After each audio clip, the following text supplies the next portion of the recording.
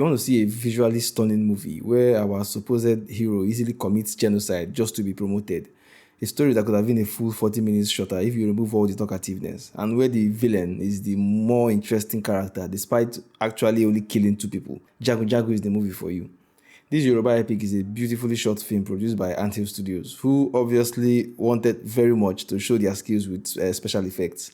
The movie is led by both Femi Adebayo and Lateef Adedimeji, 2 of the 5 or so Yoruba actors in the same WhatsApp group who keep starring in each other's movies so that everything is becoming like some sort of weird Yoruba cinematic multiverse connected by the same huts and camels. Jagun starts with Odunlade, a warrior raiding a village in order to steal a crown from a king. He's about to kill the king when his wrist is chopped off just in time by Ogundiji, a warlord for hire. He then proceeds to die almost instantly because maybe that is what happens when they chop off your wrist. So we are introduced to Botija, a woodcarver who never carves any wood in this movie and who is also magically attuned to the spirit of wood and trees.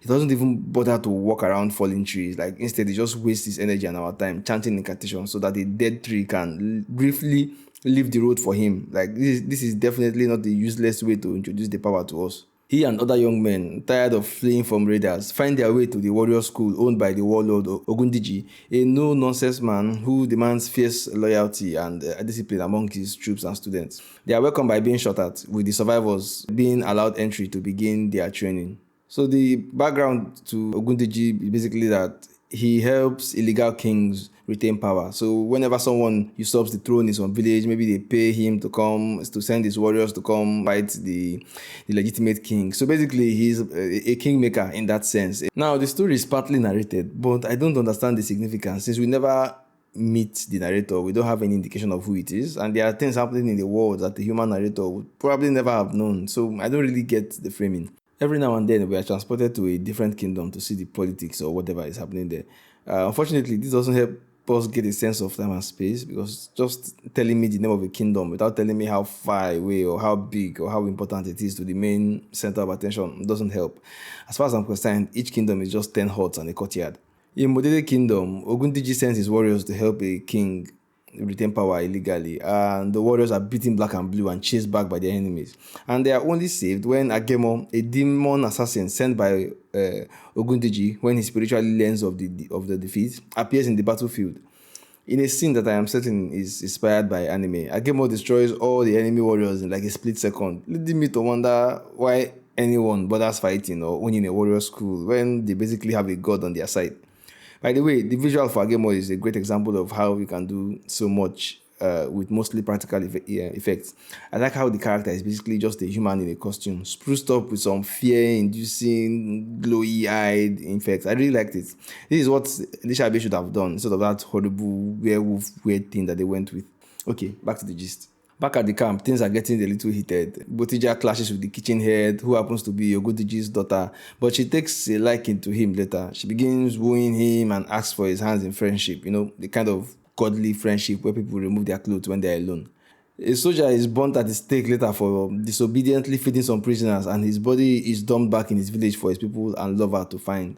Now, the lover, Ajitoni, takes her grief to a shrine and demands that Ogundiji should lose his wife in return. Now, why she doesn't wish Ogundiji himself death confounds me, since he was the one who ordered her lover to be burned at the stake.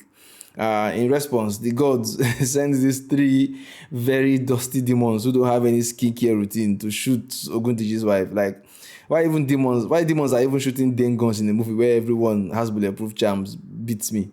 Now, Botija swoops in to save her just in the nick of time with some incantations, which then finally brings him to the notice of the warlord. Now, this leads me into a segue about the rules and limitations of juju in these films. Filmmakers need to start letting us understand the limits of their in-universe magic, because if a man can call down thunder and lightning like they did at the battlefield a few minutes ago, why can another man with a knife just be able to kill him? Like, why is it only the characters we are interested in who wear bulletproof charms, while every other warrior is just target practice for bullets? Like, if one person can get it, why not all? etc. These things can't just be open-ended. This is not 1996 Africa magic. So there's this warrior we saw earlier talking to Ogundiji. It's finally at the 52-minute mark of this movie that we are told that this character who looks like a comedian with a mustache that looks like glued pubic hair is a feared warrior. Like apparently he's famous. He has been sent by the warlord to destroy what will turn out to be his mother-in-law's village, and his wife is not having it at all. He capitulates because apparently he cannot refuse his wife, which is just so stupid. Like, how could your master, a deadly warlord like Ogundiji, send you to war and you change your mind and not go because your wife was squeezing her face outside your door? Like, that whole scene was like a comedy skit, like both in the quality of the script, the overacting from the guy, even the wives. Like, it was like a play.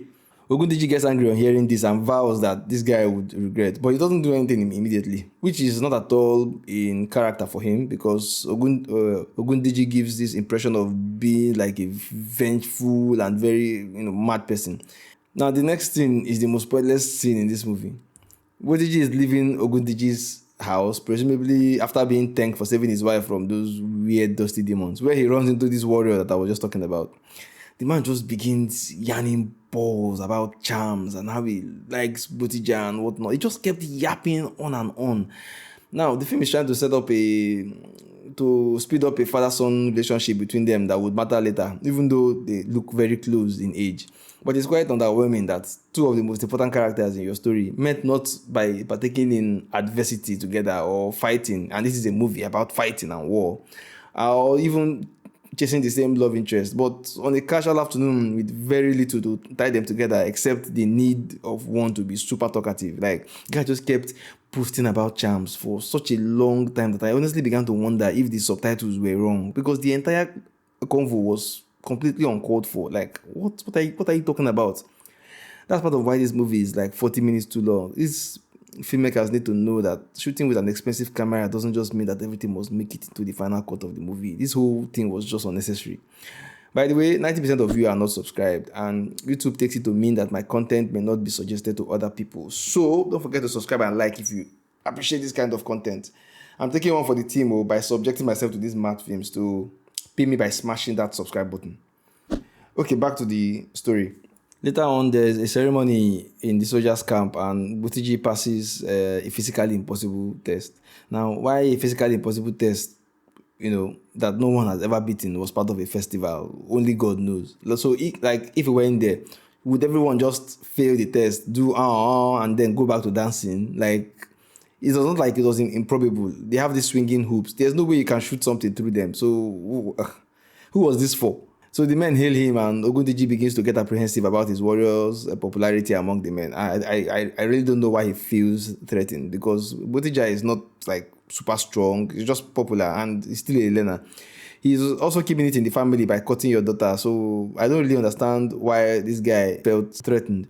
Now, because people want Botija to be promoted or something, it's not very clear, and honestly, it's not believable.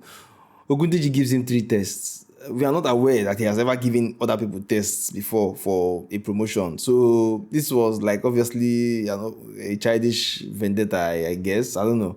So first of all, a fight to the death with Bogumi, the disobedient warrior with whom he has developed this fake father-son relationship. Now, the fact that he even appears on the battleground for this field alone is embarrassing. As far as I'm concerned, it is embarrassing to his humanity. Because you have to remember that he's not being forced to do this. Like, this is not like a do or die. He's just to be promoted. So you don't have to kill anybody to be promoted. You can just simply say that you're not doing it. Anyway, so the second test was to sleep in the coffin for 7 days without food or drink. Like, he passes these 2 tests because he's encouraged by his lover that the father would give her to him in marriage more eagerly if he proves himself worthy. Now, it's the third test that really, really pisses me off.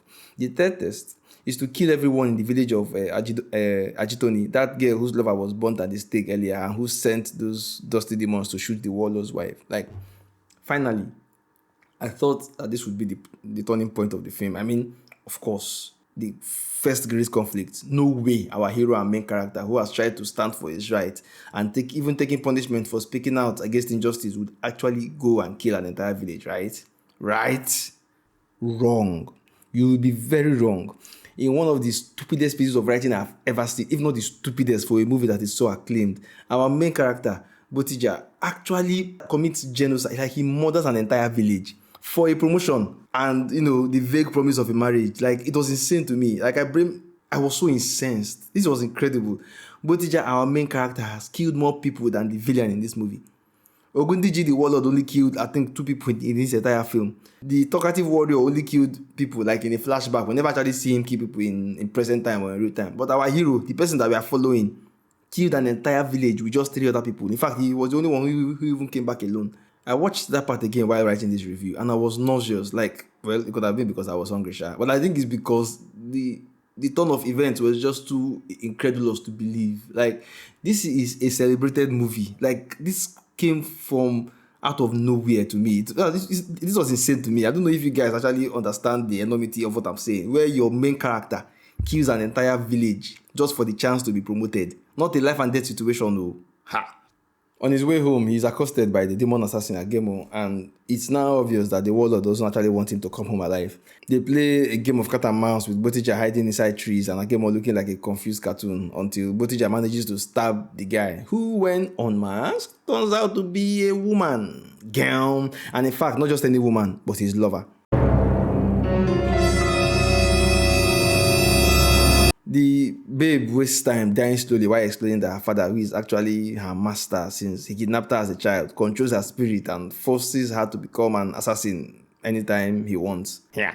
So he walks back to the camp, filled with grief, and begins to rally everyone by giving a long speech when he arrives. Like, he begins saying things like, "We came here to defend our villages, but we started fighting each other." Bro, are you insane? Are you in the same movie I'm watching?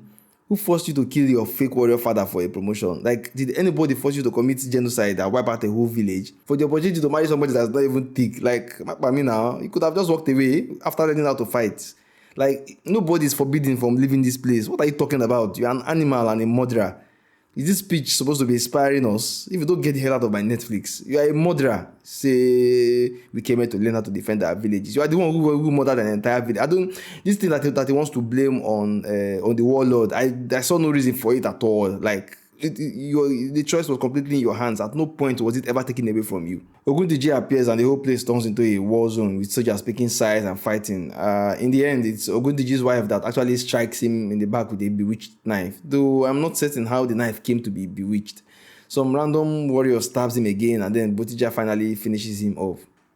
I need you to note that our hero was also not a particularly good fighter, so it's not like he even really beat the warlord. And so we come to the end of this flaming hot mess of a movie. Okay, so I'll just go down to the verdict, because this was like a really acclaimed movie, and I don't believe that this was... Okay, so first of all, the movie is far too long. It could have been told better and tighter. I honestly believe this movie should have been 90 minutes instead of 130 minutes. The story is too loose and it unravels like the first draft of a script. The plot is too simple for how long the movie actually is. I also don't see how the journey of the main character changed him, since he's not even that good of a warrior throughout the movie. Like, you started out weak, you ended up weak. How am I also supposed to get behind the man who commits a genocide with his eyes wide open? It confuses me greatly and ultimately makes this entire enterprise nonsense. For me, the plot is a 1/5. This makes no sense at all. They played fast and loose with the editing, and so many times a lot of scenes cut into others. So yeah, that's a maybe 3/5 for me. It's not very well done for the most part.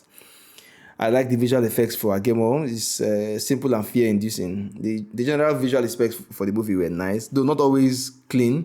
Many of the smoke and particle effects didn't really have depth of field or volume, so it looked like it was happening on my TV screen instead of in the world of the characters, just like old Nollywood. So for the effects, 3/5. The cinematography and the color grading is fantastic. Everything looked very well lit, very well shot. Like, for me, that's an easy 4.5/5. It was lovely. Okay, you know what? Let's do 4/5. It was quite lovely. Overall, the movie is a sole disappointment. So that's like a 2/5. We have a hero with no respect for friendship or life, who does not even defeat the villain by his own power. He has no story arc, no great loyalties or great tribulations where choice was taken from him. In fact, as the movie progresses, he becomes less of a man and more of what it was that he set out to fight against, which is evil. And in the end, the movie ends right where it begins, with a man who is weak in body and mind. So perhaps this movie should not have been made. Anyway, that's it. Thanks for staying to the end of this review. Don't forget to subscribe, and I'll see you on the next one.